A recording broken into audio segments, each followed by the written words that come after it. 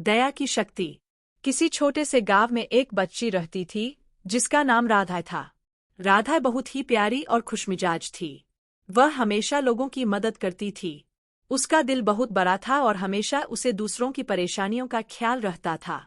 एक दिन राधा अपने स्कूल जा रही थी। रास्ते में उसने देखा कि एक बूढ़ा आदमी सड़क के किनारे बैठा हुआ था। वह बहुत ही कमजोर और थका हुआ लग रहा था। राधा उसके पास गई और पूछने लगी, दादाजी, आप ठीक हैं? क्या आपको कुछ मदद चाहिए? बूढ़ा आदमी थोड़ा मुस्कुराया और बोला, बच्ची, मैं ठीक हूँ, बस थका हुआ हूँ। मेरे पास चलने की ताकत नहीं रही। राधा ने तुरंत उसकी मदद करने का फैसला किया। वह उस बूढ़े आदमी को अपने कंधे पर सहारा देते हुए घर तक ले गई। रास्ते में वह उस आदमी से बातें करती रही जिससे वह अकेलापन महसूस न करे। राधा ने उसे उसके घर तक छोड़ा और फिर कहा, दादाजी, आपको किसी भी चीज की जरूरत हो तो मुझे जरूर बताइए।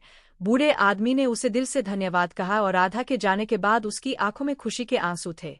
कुछ दिन बाद गांव में एक बड़ा उत्सव था। राधा अपनी माँ के साथ वहां गई। उत्सव के बीच राधा ने देखा कि वही बूढ़ा आदमी भी वहां आया था, लेकिन अब वह पहले से कहीं ज्यादा खुश और तंदुरुस्त दिखाई दे रहा था। उसने राधा को देखकर मुस्कुराते हुए कहा, बच्ची, तुमने मेरी मदद की थी और वह दिन मेरी जिंदगी का सबसे अच्छा दिन था। तुम्हारी दया ने मुझे बहुत ताकत दी। राधा थोड़ी सी झेंपी, लेकिन उसकी आंखों में गर्व था। उसने महसूस किया कि एक छोटी सी मदद भी किसी की जिंदगी बदल सकती है। कभी कभी हमें बस एक दूसरे के लिए थोड़ा सा समय और स्नेह देना होता है।